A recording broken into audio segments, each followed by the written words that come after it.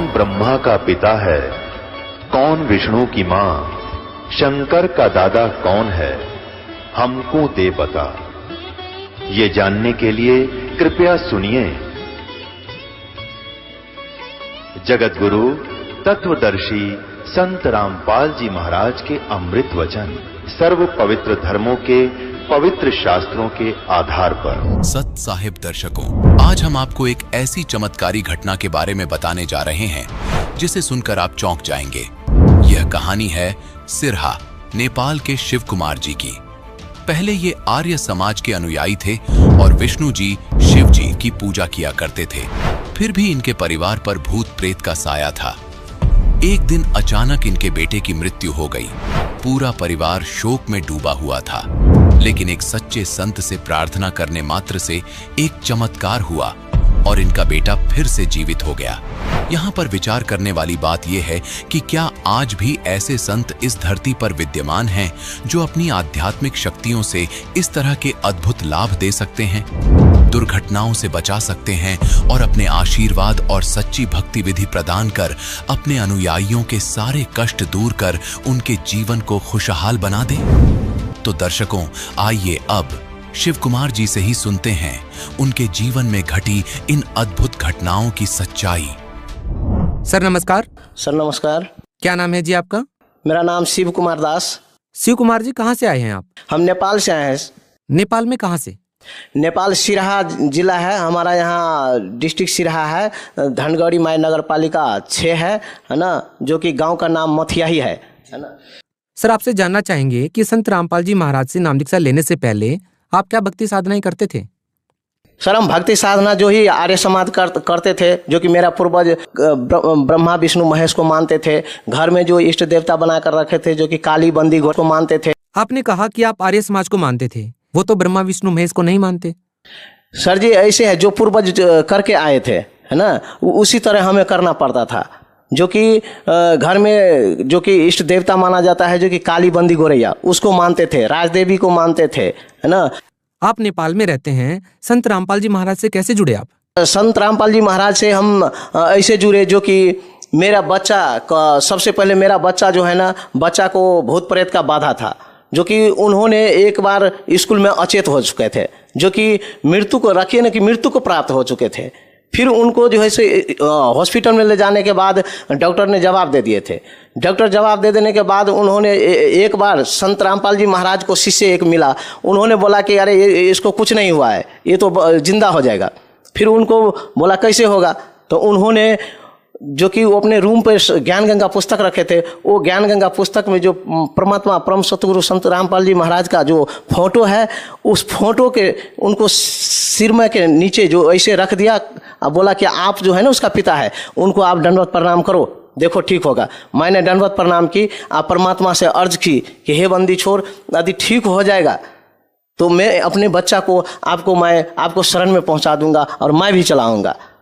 ऐसे मैं बोले ठीक 2 मिनट में मेरे बच्चा उठकर खड़ा हो गई। जो कि वहाँ पे 12-13 मास्टर थे और वहाँ का समाज बैठे हुए थे। देखा तो बोला अरे तो चमत्कार हुआ।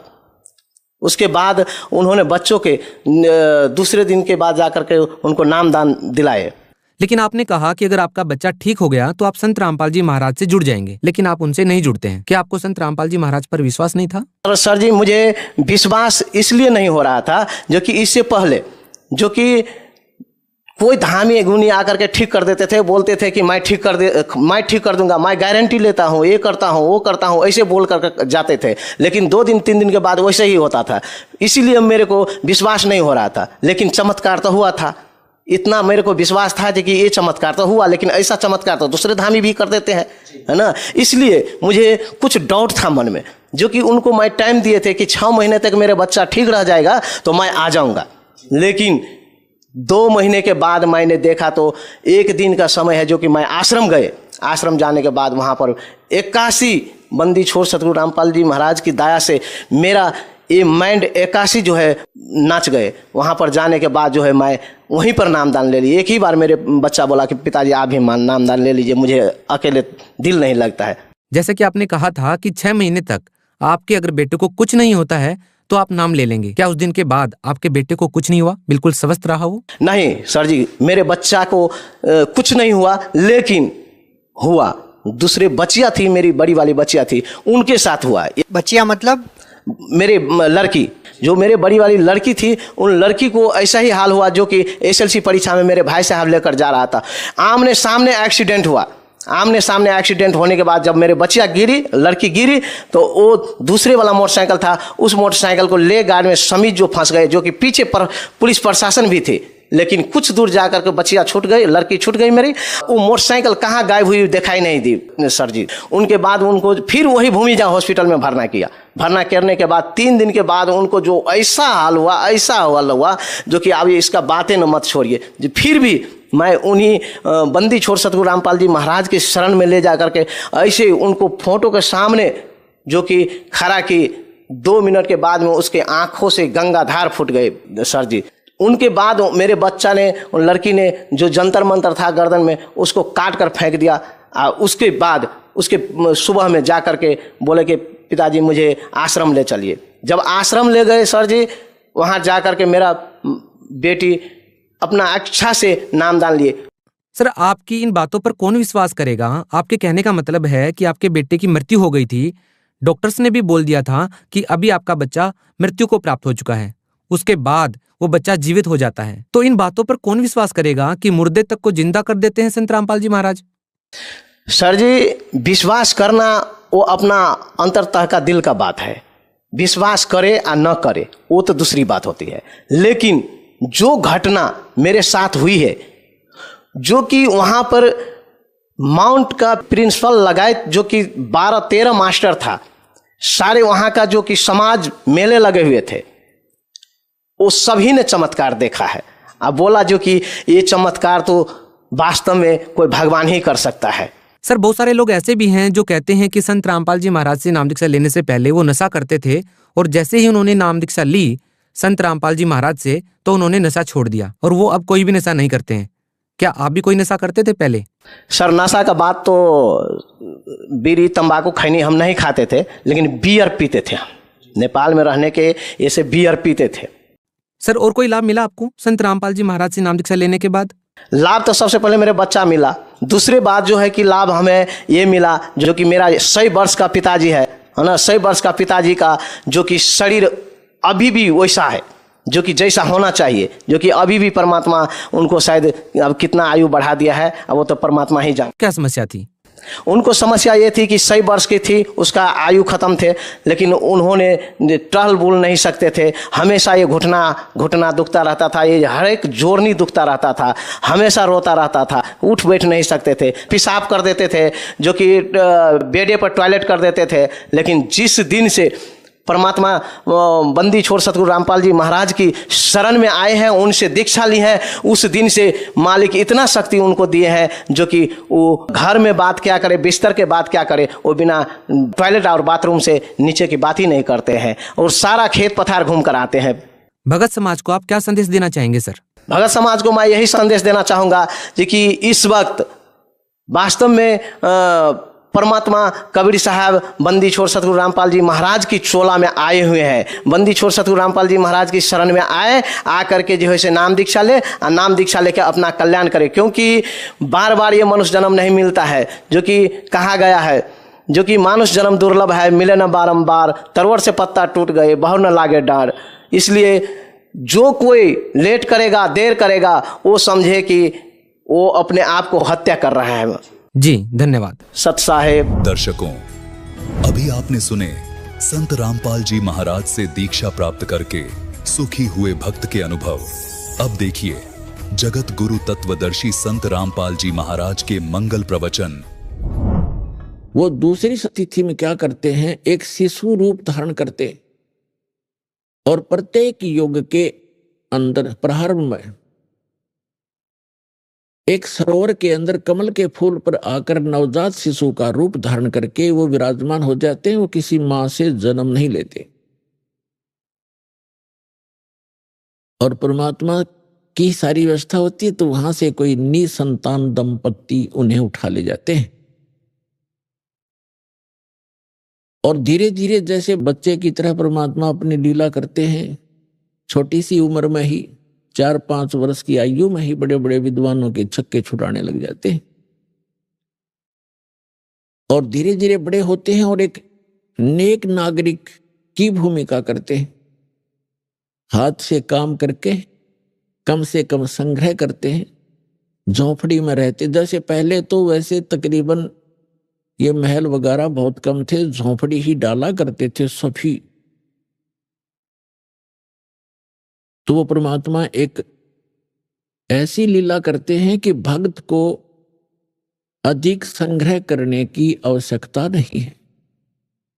भक्त वही होता है जो उस लोक की परंपराओं से हटकर आध्यात्मिक परंपराओं के आधार से अपना जीवन निर्वाह करे, उसके आधार से चले, वो भक्त कहलाता है। अन्यथा जैसे भक्ति मार्ग पर चलने वाले व्यक्ति, कोई मार्ग पर चल रहा है, सफर यात्रा कर रहा है, तो वो कम से कम ही भार लेकर चल सकता है। और ये आपको खूब मालूम है, जो पहले यात्रा करते थे, पैदल जाते थे, तो एक थैला डालते थे काख में, उसमें एक चद्दर और एक धोती कुर्ता, नथिंग एल्स। तो कहने का भाव ये है, हमने जाना सतलोक में और हम यहां वजन रख लिया ज्यादा, या कोठी मेरी है, ये कार मेरी है, 5 प्लाट ले लिए हैं और इतने एकड़ जमीन बना ली, राजा बन गया, ये राज मेरा है। इस सब को सिर पे रखे हुए एक कदम भी नहीं चल पा रहा, तो फिर हमें ज्ञान होगा कि हमने इतना वजन नहीं उठाना चाहिए जो हमारे सफर को बाधा करे। इसलिए कम से कम संग्रह करो। और ये परंपराएं जो हमने बना रखी हैं, ये ही हमारा दुख का मूल है, जड़ है ये दुख की। ब्याह शादी में लोग दिखावा ड्रामा करना, नाचना गाना, डीजे बजाना, कोई बात है ये? हमने बहुत से देखा, पहले दिन डीजे बजा रहे हैं, लड़के का विवाह है, धरती तोल रखी, अगले दिन वो दूल्हा ही मर जाता है दुर्घटना के अंदर। अब टक्कर मार कर रो रहे हो, अब बजाओ डीजे। तो ऐसे गंदे लोक में और हम ये ऐसी परंपराएं बनाकर अपना जीवन नाश कर रहे हैं। दहेज लेते हैं, लोग दिखावा देते हैं, तो ये नहीं करना चाहिए हम, क्योंकि सारा जीवन कमाते रहते हैं, फिर उठाकर ब्याह और कोठी पर लगा देते। तो हमने सिंपल मकान जो भगवान अलाउड करे उतना ही बनाओ, चाहे छांड अपनी झोंपड़ी डाल लो, दया करता है भगवान तो मकान बना लो, आपकी व्यवस्था है तो। एक झोंपड़ी भी अच्छे ढंग की बनाई हुई उतना ही काम करेगी जो आपके महल करेंगे। और आजकल के पक्के मकानों से झोंपड़ी जो डाली जाती थी वो गर्मी सर्दी दोनों से प्रोटेक्ट करना करती थी। आज ऐसी भी ना काम करे तो वो करा करती थी। तो जैसा भी है, देश काल परिस्थिति जो बदल गई है, तो हम कैसे भी मकान बना कर रहे हैं, लेकिन भगवान की भूल ना पड़े और इन परंपराओं को कम करें हम। ताकि जैसे कि आज के हमारी रिवाज बन गई है, बेटी को हमने दुश्मन बना लिया गलत परंपराएं करके। क्योंकि लड़की जन्म होते ही हम ये मान लेते हैं ये भार बन गई, क्योंकि इसका विवाह करना 2-4 लाख रुपया लगाने पड़ेंगे तब कोई ग्रहण करेगा, फिर उसको बच्चा होगा, कदे पीलिया, कदे छूत छक, कदे फलाना, फिर भात हो गया। तो ये क्या आवश्यकता है इन चीजों की? ये मैन मेड है, गॉड मेड नहीं है। और हमने इनको खत्म करना पड़ेगा। तो बेटी देखना, सब चाह करेंगे बेटी हो, क्योंकि वजन ही नहीं रहेगा हमारे ऊपर। तो और बेटी बिना फिर बेटे के गाडोगे, बेटी ना होगी तो फिर ब्याह कितना होगा, अगला बेटी ना होगी तो किसे क्या? तो हमारी बुद्धि पर पत्थर पड़ गए, हम भगवान से दूर होकर समाज में ही रंग गए और उसी दृष्टिकोण से सोचने लग गए। तो इनसे ऊपर उठना पड़ेगा, तब हम भक्ति कर सकते हैं। हम सतलोक चलना है तो इन मर्यादाओं का अपना पालन करना पड़ेगा। यदि आप विद्यार्थी हैं तो विद्यार्थी वाला ही काम करे, और फिर वो अगर वो बच्चों में गधों पर बैठकर घूमता है गांव में जाकर, तो विद्यार्थी नहीं है और स्कूल आता नहीं है। इस प्रकार आप जी ने ये अन्य परंपराएं त्यागनी होंगी। तो कहने का भाव यह है कि परमात्मा स्वयं आते हैं, एक लीला करके दिखाते हैं कि भक्त को केवल इतना ही पर्याप्त है, इससे अधिक नहीं। कबीर साहब कहते हैं, कहा चनावे मेड़िया ये लंबी बीत उसारे, घर तो 3.5 हाथ भाई गणात पौड़े 4। क्या प्रसन्न हो रहा, लंबी लंबी द्वार खींच कर लंबी लंबी मेड़िया बनाता है, बड़े दीवारें बनाकर ऊंची ऊंची कोठियां गाड़ रहा है, महल हवेली बना रहा है। परमात्मा कहते हैं, घर तो 3.5 हाथ गणाते पौड़े 4। 3.5 हूठ, हूठ हाथ कहते हैं 3.5 हाथ को। ये जो हाथ है यहां से लेकर यहां तक कौनी तक, ये एक हाथ कहलाता है। और प्रत्येक स्त्री या पुरुष का अपना शरीर 3.5 हाथ का होता है। ये 3 तो पूरे और आधा इतना होता है। परमात्मा कहते हैं, आप चाहे 4 मंजिल की कोठी बना रखिए और 20-20 कमरे कक्ष है, एक चारपाई पे इतने स्थान पर सो गया, किसी कोने में कहीं डाल लेना, तो बाकी बकवाद किस लिए कर रखी है? तो परमात्मा कहते हैं, घर तो 3.5 हाथ और गणा तो 3.25 है। कहने का भाव ये नहीं है कि तुम आपके 3.5 हाथ बना लो, यानी आवश्यकता से अधिक बनाने की कोई आवश्यकता नहीं, वो हमारी मूर्खता होगी। आवश्यकता अनुसार मकान बनाओ, 2 कमरे हैं, 3 चाहिए, 4 चाहिए, अपने परिवार अनुसार, या एक में ही काम चलता है तो क्यों डले डोए बेमतलब के। भक्ति उद्देश्य रखे और भक्ति में बाधा करे, उस वस्तु और उस रिवाज को तुरंत त्याग दे, परंपरा को। अब प्रसंग चल रहा है, हम उसी पर आते हैं। तो वो परमात्मा प्रत्येक युग में आते हैं और प्रत्येक युग में ऐसी लीला करते हैं, कमल के फूल पर आकर विराजमान होते हैं। और कमल का फूल जल में होता है, जिस कारण से हमारे सदग्रंथों में उस परमात्मा को नारायण कहते हैं। नारायण का अर्थ है, नार माने जल, आयन माने उस पर आकर विराजमान होने वाला। नारायण, हम श्री विष्णु जी को नारायण मानते हैं, ये भी नारायण हैं, जितने सतर के ये नारायण हैं। ये भी शेष नाग पर लेट के तो नारायण हो गए। हम शंकर भगवान को भी नारायण मानते हैं, वो भी भगवान है, लेकिन वास्तव में नारायण जो है ये परमात्मा है, जिसके लिए वेद और ग्रंथ हमारे नारायण बोलते हैं। तो वहां से ये निसंतान दंपति उठा ले जाए। तालाब के अंदर कमल के फूल पर शिशु रूप धारण किए लेटे हुए थे, उनकी दृष्टि पड़ गई, उस बच्चे को उठाकर अपने घर ले आए। तो वहां उनकी परवरिश की लीला हुई, धीरे धीरे बड़े हुए। बहुत सा मनु जैसे विद्वान जो पाक रहे थे वेदों के, उनके छक्के छुड़ा दिए जाता ने, लेकिन उसको वामदेव कहने लगे। वामदेव, वामदेव माने उल्टा ज्ञान देने वाला। उल्टा, वाम माने उल्टा, जैसे दाना हाथी बामा हाथ, बामा वाम। इस तरह उनको ना सुन करके अपनी प्रभुता छूटी नहीं। ज्ञान भगवान का ग्रहण ना स्वयं किया उन ऋषियों ने, ना हमें करने दिया। फिर अगले जन्म में परमात्मा की दया हुई, वही आत्माएं जो विद्याधर और दीपिका वाली आत्माएं त्रेता के अंदर एक वेदविज ब्राह्मण नाम का ब्राह्मण हुआ और सूर्या नाम की उसकी पत्नी का संयोग हुआ। वो वही आत्मा थी जो सतयुग में थे। और इसी प्रकार परमात्मा उनको त्रेता में भी ऐसे ही कमल के फूल पर मिले। वो उस समय भी निसंतान थे। अपने आत्मा, अब आप देखते हो कि परमात्मा कहते हैं, जो जन मेरी शरण है ताका हूं मैं दास, और गैल गैल लाग्या फिरूं जब तक धरती आकाश। जो बच्छा गऊ की नजर में यूं साईं को संत, भक्तों के पीछे फिरे वो भक्त वत्सल भगवंत। अब ये तो हम 4 युगों की कथा सुना रहे हैं, तो बहुत युगों से हम भटक रहे हैं। तो पिछले संस्कार से ही परमात्मा इन पुण्यात्माओं के साथ लगे हुए थे। इस विद्याधर और दीपिका वाली आत्मा को ये संतान भी दे सकते थे पुण्यात्माओं। अब हमारी तो एक ऐसी मेंटेलिटी बन गई जहां हम रह रहे हैं, जिस समाज में, क्योंकि ये काल प्रेरित है और इसने अपने खाने के लिए संतानों उत्पत्ति करवाना ही करवाना है। इसने यहाँ ऐसा सिस्टम फिट कर दिया, ये जीव के बस की बात नहीं संतान उत्पत्ति ना करे, इसका विवश है यहाँ। और फिर परमात्मा ने क्या किया कि उनको संतान नहीं दी। क्यों नहीं दी? संतान भी दे सकते थे।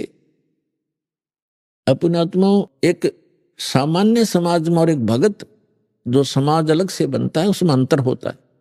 और इसी कारण से जगत और भगत का विरोध बताया कि बैर रहता आपस में। कारण क्या है कि भगत के नियम कुछ अन्य होते हैं और समाज उस यहाँ के परंपरा से ही रंगा हुआ होता है, उसी को मूल मानता है। यदि हम संसार की दृष्टि से तोलें तो जिनके संतान नहीं है तो संसार जो है, आम व्यक्ति, आम समाज ये समझता है कि इसका बहुत बड़ा दुर्भाग्य है। पहले तो यहां तक कहा करते कि जो निसंतान है, बे औलादा है, सुबह सुबह तो उसके दर्शन भी ना होने चाहिए। उसको इतना हेय मान रखा था। तो पुण्यात्माओं, जिनके संतान नहीं होती थी उनका जीना दुर्भर हो जाता था समाज के अंदर। संतान में भी विशेषकर हम पुत्र को ही मुख्य मानते रहे। और भगत समाज के अंदर परमात्मा के दृष्टिकोण से हम सोचते हैं तो वो व्यक्ति जिसका संतान नहीं है वो एक नंबर का भगवान आत्मा है। अब यहां समस्या है कि संसार किस दृष्टिकोण से सोचता है और भगवान का विधान क्या कहता है। अब वो पुण्यात्मा क्यों है? क्योंकि इस मनुष्य जीवन का मूल उद्देश्य हमारा मोक्ष कराना है। और यदि उस निसंतान दंपति को ये ज्ञान समझ में आ जाए और वो समाज की तरफ ना देखकर बहुत आसानी से भक्ति करके पीछा छुड़ा सकता है। अब ठीक है, संतान होना बुरा नहीं बताया भगवान ने, लेकिन जो संतान भगवान से नहीं जुड़ेंगी वो आपको सदा दुखी ही करेंगी, क्योंकि उनके जो बड़े बुरे संस्कार साथ होंगे। आगे उनके संस्कारों में परिवर्तन भगवान करेगा नहीं, क्योंकि वो जुड़े नहीं। तो उनको दुख होगा तो आप भी साथ दुखी रहोगे, माता पिता भी, और वो भक्ति बाधक बनेंगी क्योंकि आपकी टेंशन का कारण बने रहेंगे। तो इस कारण से परमात्मा जो बताना चाहते हैं कि जिनका संतान नहीं है, ठीक है, समाज उनको कुछ भी सोचे और कहे, लेकिन भगवान के विधान अनुसार वो एक नंबर की पुण्य आत्मा है। जब भक्ति करें हैं और भक्ति नहीं करती है तो वो तो फिर और भी ज्यादा दुर्भाग्य है उनका। समाज के भी ताने सहन करने पड़ते हैं और भगवान से भी दूर रह रही है, तो वो महादुर्भाग्य उनका। तो इसलिए जिनके संतान नहीं है उनका मोक्ष बहुत ही आसानी से होगा। भक्ति कर लें, नाम शुरू कर दें और संसार से मन हटा लें, परमात्मा के विधान को आधार मान के जीवें, तो सारा दिन भक्ति करनी। इब समस्या ये आती है कि बुढ़ापे में हमने कौन संभालेगा? अरे भगवान रहा संभालने वाला सबको। अब बेटा अमेरिका में और माता पिता यहाँ हिंदुस्तान में, और दोनों का रोग हो गया। वो पड़ोसी ठाए अंडे उसने, और बेटा वहां बैठा अमेरिका में, वो मर लिए, मरे पास से भी तीसरे दिन आया, चाट ले उस बेटे ने। बता के सहारा दे दिया बेटे ने। अपने कर्म साथ देंगे, भगवान साथ देगा। एक त्रिलोचन नाम के भगत थे, संतान नहीं थी, भक्ति करते थे। पत्नी का देहांत हो चुका था, वृद्धावस्था में अकेला रह गया था। एक नौकर रखा हुआ था, सेवादार उसने। तो सेवादार कहने लगा मेरे घर पे ऐसी ऐसी घटना घट गई महाराज जी, मैंने जाना पड़ेगा। वो बोला जा बेटा, देखी जाएगी, दुखी सुखी होकर मैं अपना थोड़ा बहुत टहलूं करूंगा अपना कार्य। वो सेवादार चला गया, पीछे तो भक्त बीमार हो गया, दस्त लग गए। अब वो सीमा से निकला होगा तभी भगवान उस सेवक का रूप बनाकर उस भगत के घर पे आ गया। उसने पूछा क्या बात होगी बेटा, कैसे वापस आ गए तुम? कि महाराज जी मेरा मन नहीं मान्या, आप न छोड़ के जाऊं, आप तो वृद्ध हो, बीमार से हो, कुछ अस्वस्थ भी चल रहे हो, कुछ दिन के बाद चला जाऊंगा जब आप स्वस्थ हो जाओगे। तो उसने कहा धन्य है बेटा आपको, आपने ऐसी सोच रखी। अब उसकी टट्टी उठा उठा कर वहां से बाहर डाल के आए भगवान उस सेवक के रूप, और 1 महीना तक उनकी सेवा करी।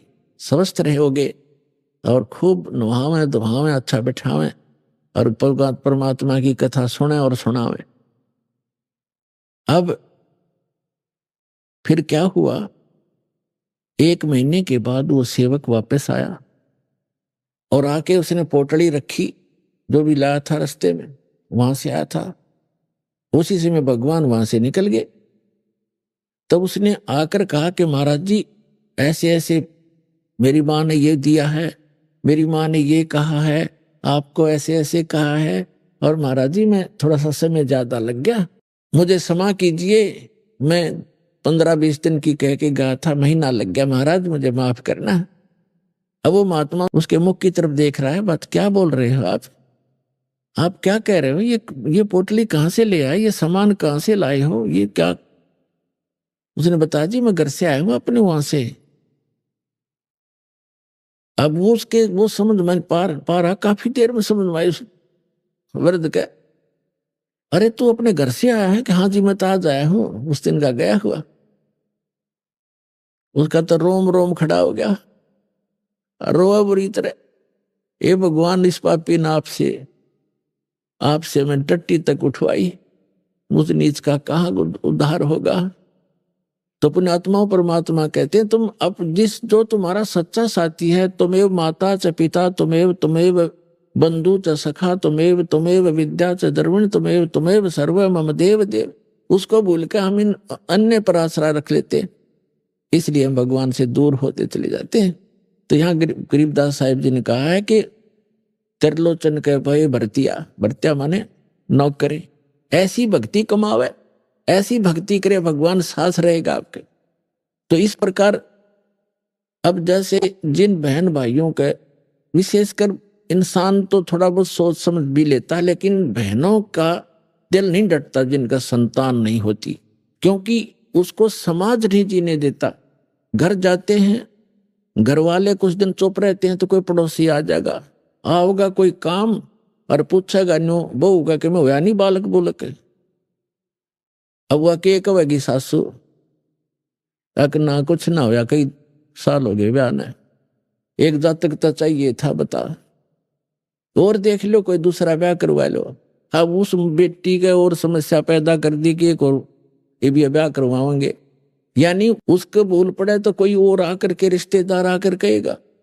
कहने का भाव ये है कि जब तक ज्ञान नहीं प्राणी को तो जीना हराम कर देते। आदमी तो बाहर रहता है, कभी कभी सुनता है ये बातें, टाल जाता है, मन समझा लेता है, लेकिन उस बहन के बस की बात नहीं, अंत में वह इतनी दुखी हो जाती है। और यदि संतान तो भगवान ने देनी है, रो ले चाहे पीट ले, और नहीं भाग में है तो कति नहीं मिला, चाहे 6 ब्याह करवा ले। एक संतान की भी देखे हम लड़के को मैं तो ज्यादा देते। दास जूनियर इंजीनियर था, सेवा करता था जब नौकरी इसमें हरियाणा गवर्नमेंट की जूनियर इंजीनियर की, तो उस समय एक कॉन्ट्रैक्टर था ठेकेदार, वो उस समय लगभग 55 वर्ष की आयु थी उस आदमी की, 55 से भी ऊपर होगा, और उसके 4 लड़कियां थी, लड़का कोई नहीं था, और चारों लड़कियों का विवाह कर रखा, दो तियाला हो रहा, पुत्र नहीं।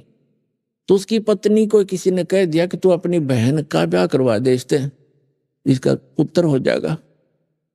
उसने अपनी छोटी बहन से उसका विवाह करवा दिया। उसके कट्ठिए 2 छोरी हुई, 2 लड़की हुई कट्ठिए जुड़वा। वो खुद बतावा था, ने बोला जी भाग बिना ना मिल रहा कदी, मैंने तो उसका जब ऑपरेशन करवा दिया, फैमिली प्लानिंग का पीछा छुटवा हो रहा ब्याह, तो भाग में है नहीं तो क्यों पंगे में पांच दे भाई, ये मतलब दुखी हो, यहाँ पर जो काम करने का उसको भूल गए। और यदि वो बहन जिसके संतान नहीं हो रही है तो वो अंत समय में इसी तमन्ना में मर जाती है तरफ के अंदर। और इस काल का इतना गंदा विधान है, अगले जन्म में उसको कुतिया बनाता है। अगले तो संतान ना हुई इसलिए तड़पती हुई मरी है, अब इकट्ठिए 8 पैदा कर ले और पेटा भर ले अपना मां बनकर। अगले जन्म में सूरी बना देगा, अगले 12 इकट्ठे पैदा कर ले टिंडे। तो पुण्यात्माओं इस ज्ञान को आधार बना के जीवो तब जिया जाएगा इस गंदे लोक में। तो कहने का भाव ये है कि परमात्मा ने उस विद्याधर और दीपिका को संतान नहीं दी, स्वयं आगे वो हमें लादना नहीं चाहते, हमारा वजन कम करना चाहते, और हम आदत बढ़ गई है और हम लद कर ही ठीक चलते हैं। जैसे गधा खाली छोड़ दे कूदता चलेगा, और उस पर डायमंड का बोरा धर दे, कति सेट होकर चलेगा सीधा, तो हमारी आदत बन गई। हमारे ऊपर ना इतने चारों तरफ से वजन होले, हम सेट नहीं हो सकते। लेकिन जब ज्ञान हमें हो जाएगा, फिर हम कोई लाद दो चाहे मत लाद दो, हम सीधा चलेंगे, हम हंस हो जाएंगे। और यदि आपको संतान है, आपका संस्कार है, आपका कोई कर्जा है, लेना देना, जैसे एक समय ये सुखदेव ऋषि थे, परमात्मा अपने सूक्ष्म वेद में हमें ज्ञान देते हैं। सुखदेव ने 84 भुगती बना पजावे खरवो, तेरी क्या बुनियाद पुरानी, तू पेंडा पंथ पकड़वो। सुखदेव ने 84 भुगती बना पजावे खरवो। सुखदेव ऋषि हुए हैं और 84 लाख योनियों में कष्ट उठाता हुआ गधे की योनि भी उसने भोगा। और कुम्हार विशेषकर प्रयोग करते हैं गधों को, और पहले पुजावा लगाया करते, जिसको किलन बोलते थे, पुजावे में ईंटें पकाया करते थे। तो गधा वहां ईंटों को नीचे से कच्ची ईंटें ले जाता और पुजावे के ऊपर 30-30, 20-20 फुट ऊंचा हो जाता था, राख वहीं रख देते थे उपलों की, उसके ऊपर ही लगा लेते थे कुम्हार, उस राख को इधर उधर नहीं ले जाते थे। तो 30-40 फुट ऊपर ले जाता, वहां से पक्की तुरंत लाद देते, उसके बोरे पर नीचे छोड़ कर जाता, कमर टूट जाती और फिर आहार करने के लिए जंगल में जाता है वो गधा। तो परमात्मा कहते हैं सुखदेव ने 84 भुगती बना पजावे खर, खर माने गधा, बना पजावे खर वो, और तेरी क्या बुनियाद पुरानी, तू पेंडा पंथ पकड़े वो। तेरी क्या औकात है भले आदमी, तू वो साधना पकड़, वो पेंडा माने मार्ग, वो साधना कर जिससे तेरा यु जन्म और मरण 84 लाख योनियों का झंझट छूट जाए। जब सुखदेव ऋषि का जन्म हुआ, ये 12 वर्ष मां के गर्भ में रहे, और मां के गर्भ में 3 महीने के बाद बच्चे को, वैसे तो 2 महीने के बाद बच्चा बॉडी में प्रवेश होता है, उस 3 महीना का होने के बाद उसको अपनी सारी जानकारी, चेतना होती है। मैं कौन था, कहाँ था, क्या क्या दुख मैंने भोगे, अब मेरा उद्देश्य क्या है, कितने अच्छे संस्कारों से मुझे मनुष्य जीवन मिला है। तो उस समय वो यही सोचता है किसी प्रकार एक बार मैं इस गर्भ से बाहर जाऊं, और जो ही समझने योग्य होऊंगा भगवान की भक्ति करूंगा, परम संत की खोज करूंगा और सत भक्ति किया करूंगा। यहाँ का कोई संसार का सुख में संग्रह नहीं करूंगा, सुख संपत्ति। लेकिन बाहर आते ही ये तीनों गुण, रजगुण ब्रह्मा, सतगुण विष्णु, तमगुण शिव जी का जो प्रभाव है, ये इसको अचेत कर देता है। कोई चेतना पूर्व जन्म की नहीं रहती, एकाध को रह जाती है, वो थोड़ी बहुत अधूरी सधूरी सी होती है। तो क्या हुआ, सुखदेव ऋषि जब मां की गर्भ से बाहर आए, 12 वर्ष की आयु, 12 वर्ष की अंदर ही हो गए थे, लेकिन मां के गर्भ से बाहर निकलते ही वो 12 वर्ष की आयु एकदम ग्रहण कर गए। इतना शरीर बॉडी बन गया उसको, अंदर इतना नहीं था, बाहर आते ही एकदम उस सत्र का हो गया। तो व्यास जी उसके पिता थे। व्यास जी ने इंतजार किया था कि पुत्र होगा, क्योंकि वो ऋषि थे, उनको मालूम था कि गर्भ में पुत्र है। आशा लगा रखी थी, तो उठकर चल पड़ा। सुखदेव ऋषि अपने माता पिता की ओर देखा भी नहीं। तो वेद व्यास जी ने कहा कि बेटा सुखदेव, बेटा सुखदेव, अरे तेरे दर्शन तक कर लो, तेरी शकल तो देख लो, मैंने 12 वर्ष इंतजार किया तेरा। तो वो पीछे नहीं मुड़कर देखता है और चलते चलते कहता है कि ऋषि जी, ना जाने कितनी बार आप मेरे पिता बने हो और ना जाने कितनी बार मैं तेरा पिता बना हूं। ये तो बुरा झंझट है। अब के मैं अपना पीछा छुटवाऊंगा। मुश्किल से मानव शरीर प्राप्त हुआ है। तो सुखदेव ऋषि ने कहा कि एक लेवा एक देवा दूतम, और कोई किसी का पिता नहीं पूतम। ये तो ऋण संबंध जुड़ा एक ठाठा, अंत में सब 12 बाटा। एक लेवा एक देवा दूतम, आपका कोई लेन देन उलझा हुआ एक दूसरे के साथ। तो एक लेने वाला है, एक देने वाला है। जैसे आप देखते हो, पिता सारी उम्र कमाता है, खूब मेहनत करता है, पैसे इकट्ठे करता है, पुत्र ऐसा निकम्मा पैदा हो जाता है, वो उस पैसे को खर्च करता है, शराब पीता है, काम का हाथ नहीं लगाता, पिताजी काम की कार्य के लिए कहता है तो नाराज हो जाता है, लड़ने को दौड़ता है। तो वो क्या है कि उस पिता ने कभी उस पुत्र का कोई कर्ज लेकर दिया नहीं, उसका कोई पैसा मार रखा उसने, वो लेगा अपना पूरा करेगा। और कई ऐसे देखे हैं जैसे लड़की का विवाह कर दिया, खूब शान शौकत में पैसे खूब दान कर दिए, करते ही हैं जैसे करते रहे हैं, और फिर 6 महीने के बाद पुत्री की मृत्यु होगी तो वो दामाद बनकर आया था, वो पिछले जन्म का मांगा था, उसके उधार थी, वो देना पड़ा उसने। तो पुण्यात्माओं, यहाँ इस बात को आप पक्की समझ लेना, ये कोई डूम बाट के गीत नहीं है और कोई स्वार्थवश को ये कथा सुनाई नहीं जा रही है। ये परमार्थ है और यथार्थ ज्ञान है, ये गॉड गिवन स्पिरिचुअल नॉलेज है। इस पर 100% विश्वास करना। और जो भी आपका लेन देन है, कर्ज है, अब जैसे हम अपने तरफ से किसी का कर्ज उतारने की चेष्टा करते हैं तो वो अपने हिसाब से उतरे तो उतरे, ना भी उतरे। और जब हम समर्थ की शरण, कोई सेठ की शरण ले लें और उसको हम अपना दुखड़ा रोते हैं तो वो उसको कहता भी ठीक है, यहाँ मजदूरी कर मेरा, और जिसका कर्जा तू दे दे, ले पैसे दे। जहाँ 200 का कर्जा था उसे एक ने तार दिया और उसे एक का रह गया, और वहां तनख्वाह भी अधिक दे रहा है तो जल्दी मेरे से भी क्लियर हो जाएगा। तो हम इस परमपिता की शरण में आने के बाद आपका लेन देन जो भी है वो आपका शीघ्र सुलट जाएगा। अब जैसे आजकल पॉलिसी चल रही है, बहुत से राज्यों में सब्सिडी दे देते हैं 80%, 40%, 60%। जैसे लोन आपका कर्जा है 1 लाख रुपया, 60,000 माफ कर दिए, 40 रह गया। और कुछ ऐसे भी अच्छे राजा होते हैं जो अपनी प्रजा का कर्जा ही माफ कर देते हैं कि आगे तुम ठीक चलियो और पिछला कर्जा माफ, तो हो गया ऋण मुक्त। तो इसी प्रकार ये समर्थ परमात्मा कबीर जी आपके पिछले जो लेन देन सबको माफ कर देगा।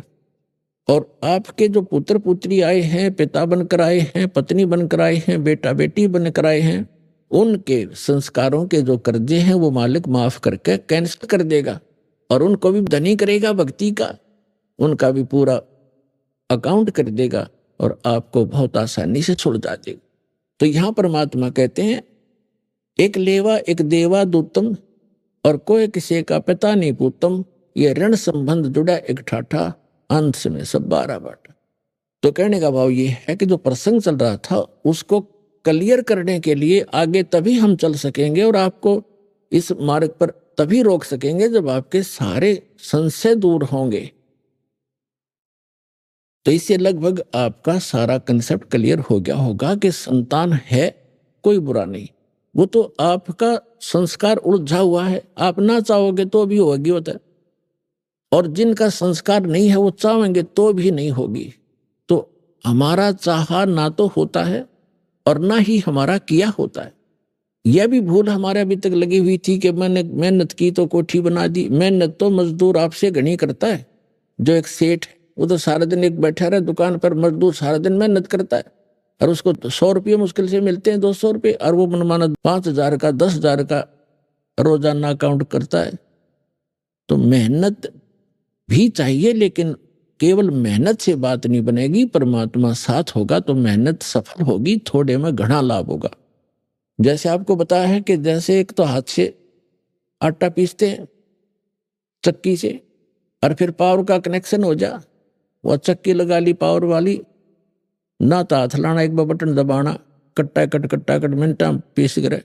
तो वो पावर से जो काम होगा वो हाथ से मैनुअली थोड़ा होगा। इसलिए जब परमात्मा की पावर का कनेक्शन आपको मिल जाएगा तो आपके जो आम संस्कार हैं वो भी बहुत अच्छी तरह परमात्मा हल्के करके उनको आप ही वहन करेगा। परमात्मा की पावर से सब ठीक हो जाएंगे। तो इसलिए हमने वो पावर मिली नहीं थी। हम इन नकली जितने भी डुप्लीकेट पावर हाउस थे वो ऊपर से तक खूबसूरत ऐसा ही पूरा सारा कुछ सिस्टम दिखा था, लेकिन पीछे उनका कनेक्शन था नहीं। इसलिए जो उनसे पावर, उन नकली डुप्लीकेट पावर हाउसों से जिन्होंने लाइट ले रखी थी, कनेक्शन ले रखे थे, उनके घर पर पावर काम करे नहीं थी।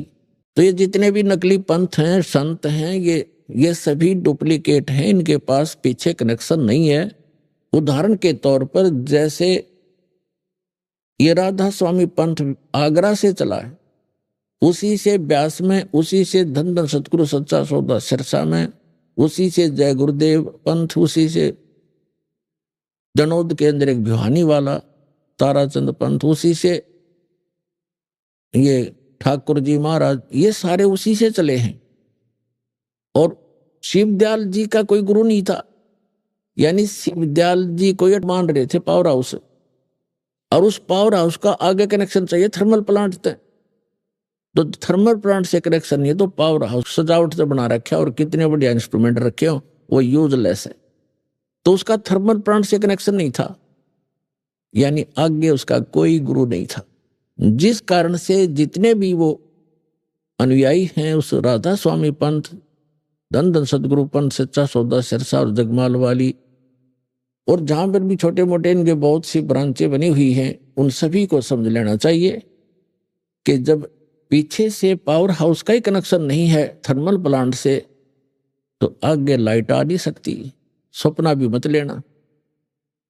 और परमात्मा स्वयं आए कबीर साहब, ये स्वयं थर्मल प्लांट होते हुए भी पावर हाउस का रोल किया और एक गुरु परंपरा बना के उन्होंने आगे चले, ताकि आने वाले समय में ये काल के दूत ये भ्रमित ना कर दें कि कबीर साहब ने कौन सा गुरु बनाया था, क्योंकि कबीर साहब को हम भगवान नहीं मान पाए थे। अब भगवान तो है ही हैं, लेकिन मर्यादा पुरुषोत्तम है, ये सबसे श्रेष्ठ भगवान है जो सबसे ज्यादा मर्यादा रखने वाले हैं, और मर्यादा से सब काम हो यहाँ पर होते हैं, कार्य होते हैं। तो कहने का भाव ये है दास का कि जिस समय आपको इस कबीर परमात्मा का ये कनेक्शन मिल जाएगा, आपको यहां से उपदेश दीक्षा मिल जाएगी, उसके बाद पुण्यात्माओं आप देखना, आप सोच भी नहीं सकोगे कि सचमुच हम सुना करते भगवान ऐसा करता है, ऐसा करता है। आप डेली देखा करोगे, अरे आप किसी को बताओगे आपका यकीन नहीं होगा उसको, अगर झूठ बोला सारी, और आप सारी सच्ची कह भी नहीं पाओगे। बताने वाले को कहीं नो सोचा मूर्ख से, आपको इतना सुख देगा यो कबीर भगवान, ये सत्कर्मा।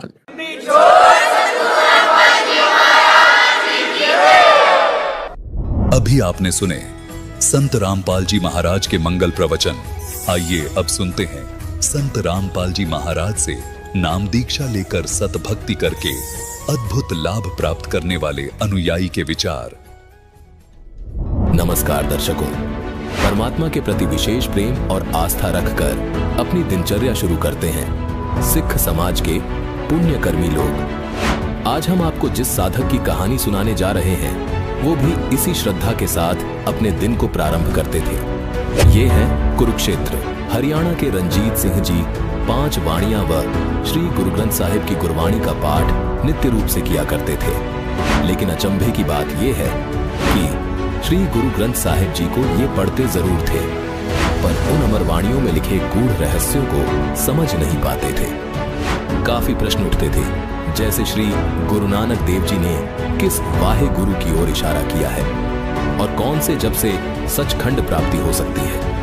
इसी कश्मकश में उलझे रंजीत जी को 2015 में तत्वदर्शी संत रामपाल जी महाराज जी के सत्संग प्रवचन सुनने को मिले, जिसमें गुरुवाणी से उजागर किए गए सभी तथ्यों को देख ये आश्चर्यचकित रह गए। संत जी से नाम दीक्षा लेने के बाद रंजीत जी को वो गुरु मिल गया जिसके विषय में गुरु नानक जी ने कहा है, नानक कहे एक गल, नाम बिना सब चखना चाह। इन्हें वो भगवान मिल गया जिसके विषय में अंकित है आलम बड़ा कबीर। और सबसे बड़ा लाभ ये है कि रंजीत जी को उस दुखहर्ता भगवान की कृपा से बहुत सुख मिले हैं। अब आप स्वयं सुनिए रंजीत जी की मुंह जुबानी इनके जीवन की ये प्रेरणादायक कहानी। नमस्कार सर। साहब सर। सर क्या नाम है आपका? रणजीत दास जी। सर कहाँ से हैं आप? जिला कुरुक्षेत्र, तहसील पेवा जी, हरियाणा से जी। सर संत रामपाल जी महाराज से नाम दीक्षा आपने कब ली? मैंने नाम दीक्षा जी 25 अक्टूबर 2016 में ली जी। सर संत रामपाल जी महाराज से नाम दीक्षा लेने से पहले आप क्या भक्ति साधनाएं करते थे? सर मैं सिख समाज से बिलोंग करता था। हम गुरु द्वारे के बगैर किसी और को नहीं मानते थे। हम गुरु ग्रंथ साहब को ही गुरु मानते थे और 5 बाणी का पाठ करता था। मैंने अमृत छका हुआ था और मैं कम से कम भी 30-32 साल से 5 बाणी का पाठ किया करता था और मैं किसी भी नशे पत्ते से नहीं था। सब इन बुराइयों से मैं अलग था और ये भक्ति मैं काफ़ी देर से मतलब इनकी कर रहा था। मेरे मन में ये बाणी पढ़ते हुए और ये भक्ति करते हुए मेरे अंदर काफ़ी सवाल थे जो मैं गुरबाणी में से मुझे मिलते थे, जो मेरे अमृत छकने के बाद मैच नहीं कर रहे थे। गुरु नानक देव जी की जो बाणी थी वो कुछ और कह रही थी और जो हम जो अपनाए हुए थे उससे मेल नहीं खा रहा था। तो परमात्मा की कृपा ऐसी हुई कि मैं 2015 से संत रामपाल जी महाराज जी का सत्संग देखने लगा टीवी के ऊपर। ऐसे मैं गुरबाणी सुना करता था। एक दिन परमात्मा संत रामपाल जी महाराज जी का सत्संग देखा और एक दिन ऐसा ही हुआ जी कि मैं गुरु जी गुरबाणी में से ही कुछ अंश कुछ शब्द बताने लगे। तो मेरे जो सवाल थे उनके थोड़े थोड़े जवाब मुझे मिलने लगे।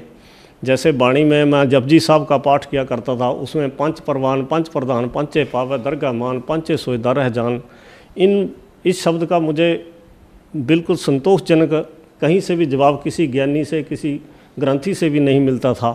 और जो गुरु नानक देव जी की बाणी थी उसमें जन्म मृत्यु का रोग है, इसको कटवाने के लिए गुरु नानक देव जी ने बाणी में जो लिखा हुआ है, बाणी में कहा था जे को जन्म मरण ते डरै 7 जना की सर नहीं पर है। तो मैं ये मेरे मन में सवाल होता था, गुरु नानक देव जी तो कहते हैं कि साधु को ढूंढ उसको, वो तुम्हें मरण मोक्ष से ये जन्म मृत्यु के रोग से छुटवा देगा। उस टाइम परमात्मा की कृपा हुई, बंदी छोड़ सतगुरु रामपाल जी महाराज 2015 में मुझे सत्संग देखने को मिला। मैं लगातार इन प्रोग्रामों को देखता रहा जिसमें संत रामपाल जी महाराज एक दिन भाई बाले वाली साखी खोल के दिखा रहे, जिसमें 547 सफ़े के ऊपर समुद्र की साखी आती है। उसमें बाला और मर्दाना गुरुजी से निवेदन कर रहे थे कि हमें वो श्रीलंका में जो जहाँ रामचंद्र जी ने चढ़ाई करी थी वो लंका दिखाओ जी, जो समुद्र था जहाँ पुल बनाया गया था वो नहीं देखा हमने, वो दिखाओ जी। उस साखी के अंदर गुरु नानक देव जी बाला और मर्दाना के सामने जो वो नाम सतनाम के 2 अक्षर का नाम था, वहाँ गुरुजी ने हमें दिखाया उस समुद्र की साखी में। तब मेरे को बहुत अचंभित होया मैं कि ये 2 जो अक्षर हैं इनको सतनाम कहा जाता है। ये मेरा पहला सवाल तो यहाँ से पूरा हुआ जी। सतनाम देखने के बाद मैं गदगद हो गया कि यही सतनाम है जो बाणी में। गुरु रामपाल जी तो कुल 60-70 साल के होंगे। ये बाणी तो जब की लिखी हुई है, जब 5वें पातशाह ने लिखी थी, ये वो तो लिख नहीं गए इसमें नाम ये। तो मैं इस बात से संतुष्ट हो गया। फिर दूसरा मंत्र जो था, जो प्रथम मंत्र मिलता है हमें, 5 शब्द तित घर सभागे शब्द बाजे कला जित कर धारिया 5 दूत तो वश कीते काल कंठ को मारिया। ये 5 शब्द कौन से हैं जो काल को भी कर देंगे, जो 5 दूतों से काम क्रोध लोभ मोह अहंकार से छुटा देंगे। तो वो शब्द भी मुझे एक दिन ऐसे दया हुई मालिक की 35 अखरी में गुरु जी अपने सत्संग में दिखा रहे थे। 35 अखरी में वो 5 मंत्र वो भी दिखाए। फिर मेरा सवाल था कमलों वाला, वो भी कमल गुरु जी ने जो पिंडे सो ब्रह्मंडे जी हमने पहले पढ़ रखा था गुरु नानक देव जी की वाणी में, पर हमारे शरीर के अंदर ये कमल भी दिखा दिए गुरु रामपाल जी महाराज ने। और जब वो मुझे कमल देख लिए मेरी काफ़ी दृढ़ता बन गई। फिर पूर्ण परमात्मा कौन है, जिसको हम अकाल पुरख काल पुरख करते थे, हम संत ही माना करते थे। जब गुरुबाणी के अंदर, गुरु ग्रंथ साहब के अंदर कबीर साहब के बारे में गुरु नानक देव जी की जो वाणी थी वो दिखाई गई, 721 पृष्ठ पे लिखा था, जक गुप्तम पेश तो दरकून करतार हक्का कबीर करीम तू बे परवरदिगार। जब इसका अर्थ करके गुरु नानक देव जी की वाणी का संत रामपाल जी महाराज ने बताया तो मैं ये भी हमें विश्वास होने लगा। और 24 पृष्ठ के ऊपर जो गुरु नानक देव जी की पहली उदासी काशी की ही है, हमारे ये इतिहास में है। तो मैंने वो जो वाणी वहाँ बोली गई थी, फाही सुरत मलुकी वेश ए ठगवाड़ा ठगी देश खरा स्याणा बहुता भार धानक रूप रहा करतार एक तेरा नाम तारे संसार मेरी एहो आस एहो आधार नानक नीच कहे विचार धानक रूप रहा करतार।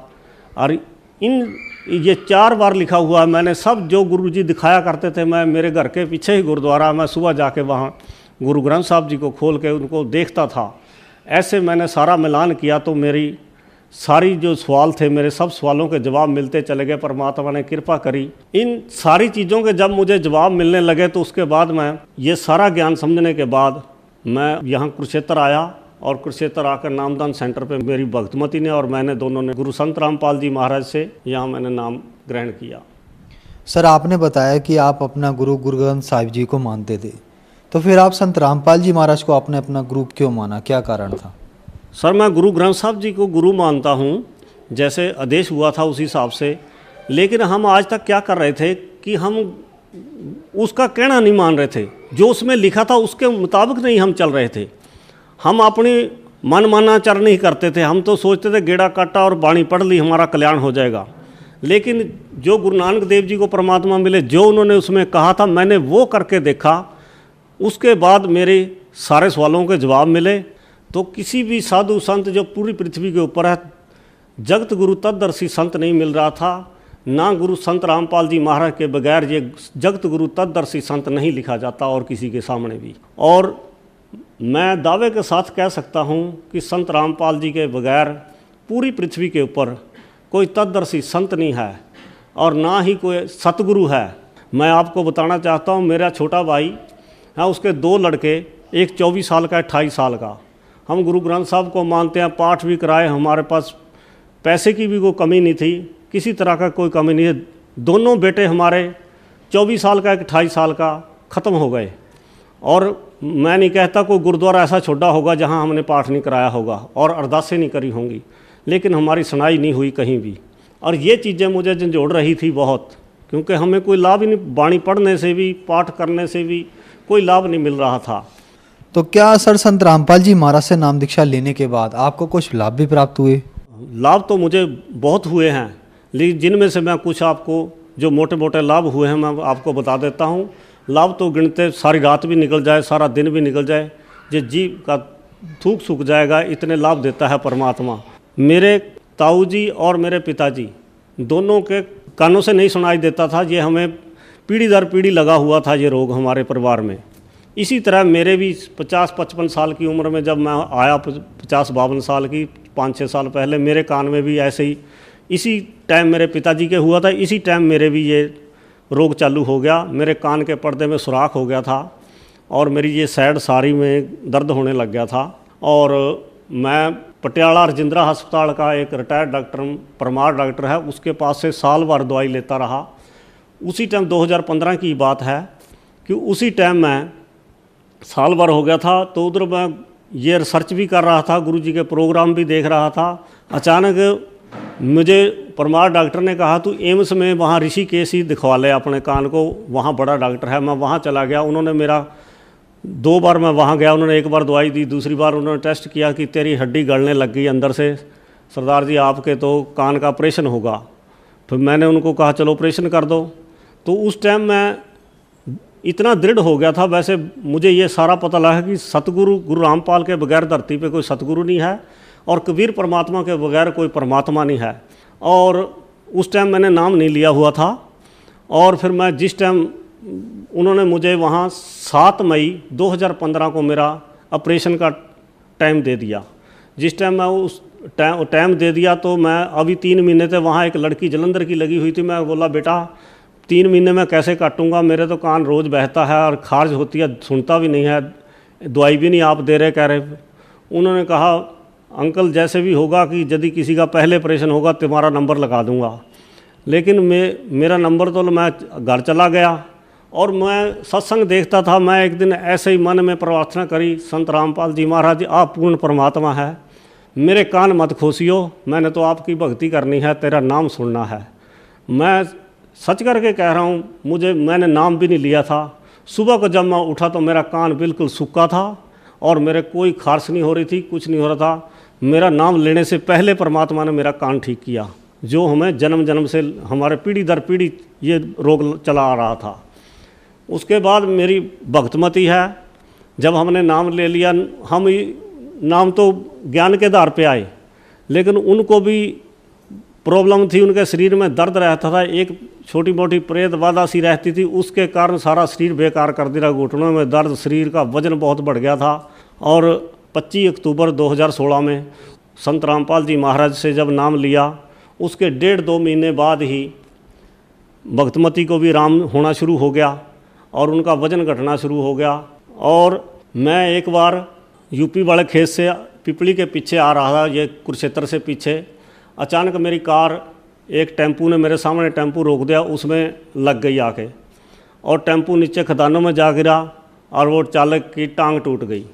टांग टूट गई, मैंने वहाँ थाने में फ़ोन हो गया, यहाँ मेरे मिलने वाले थे, उन्होंने फ़ोन कर दिया, वहाँ पुलिस वाले आ गए, मुझे उन्होंने संभाला, उसको भी उठा के ले गए, उसको यहाँ कुरुक्षेत्र हॉस्पिटल में ले आए, तो यहाँ से चंडीगढ़ रेफ़र कर दिया वो जो टेम्पू चालक था।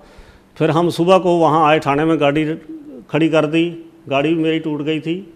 और फिर मैं वहाँ जब गए थाने में, हमने उनसे समझौता करना चाहा, तो मैं जो इंस्पेक्टर उसके बयान लेने चंडीगढ़ गया था उसको फ़ोन किया कि इनसे बात कर लो, जो को यहीं पैसा लेके फ़ैसला कर लेंगे। तो उसने 50,000 रुपये मुझसे मांगे। फिर मेरे को पुलिस वाले भी बोले, जब तेरा बीमा कागज सब कुछ पूरे हैं, तुम्हें क्या देने की ज़रूरत है, तुम केस कर दियो तो अपने आप कर लेगा फैसला, जब पहली तारीख पे आएगा। मैंने उनका कहना मान के ऐसे कर लिया। मैं जो केस बना था, उस केस की तारीख भुगते भुगते मुझे 3 साल गुजर गए। हर महीने मुझे तारीख पे आना पड़ता था, मुद्दई आए ना आए मुझे ज़रूर आना पड़ता। मैं बड़ा परेशान चल रहा था, तारीख भुगत के मुझे यूपी से 200 किलोमीटर में आता था, 200 किलोमीटर जाता था। और फिर जब मैंने नाम लिया, 3 साल हो गए थे मुझे ये क्रिया करते हुए, ये केस भुगतते हुए। नाम अक्टूबर में लिया और 25 जनवरी 2017 में मैं बाइज्जत बरी हुआ। संत रामपाल जी महाराज की कृपा हुई और उसके बाद मैं उस केस में मुझे एक पैसा भी नहीं देना पड़ा, बाइज्जत बरी हुआ। मैं अपने समाज के भाइयों को मैं बताना चाहता हूँ, यदि कोई परमात्मा पाना चाहता है इस धरती के ऊपर, जो मनुष्य देह में आया है, इस जीवन का ये 84 लाख जून के बाद ये जीवन प्राप्त हुआ है। भई प्राप्त मनुख देहरिया, गोबिंद मिलन की ये तेरी वरिया, अवर काज तेरे किते ना काम, मिल साध संगत भज केवल नाम।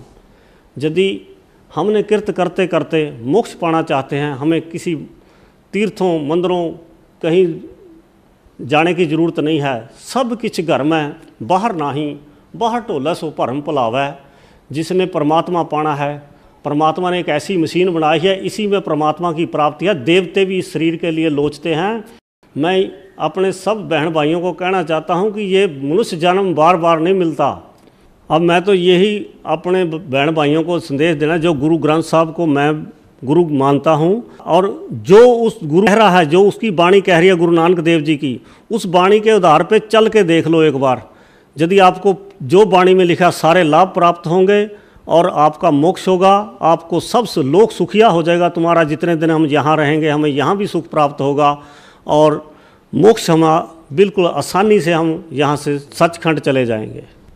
संत रामपाल जी महाराज से दीक्षा लेनी बहुत आसान है। इस टाइम 10-12 चैनल टीवी के ऊपर संत रामपाल जी की सत्संगों के चल रहे हैं। उनके प्रत्येक सत्संग के नीचे एक पीली पट्टी चल रही है। उस पट्टी के ऊपर सतलोक आश्रम बरवाड़ा के नंबर चलते हैं। उन नंबरों पे फ़ोन करके आप जहाँ से भी फ़ोन करोगे, उसी नज़दीक नामदान सेंटर का आपको पता मिल जाएगा। आप आसानी से वहाँ से जाकर नाम दीक्षा लेकर अपना कल्याण करवा सकते हैं। धन्यवाद सर। सत साहिब।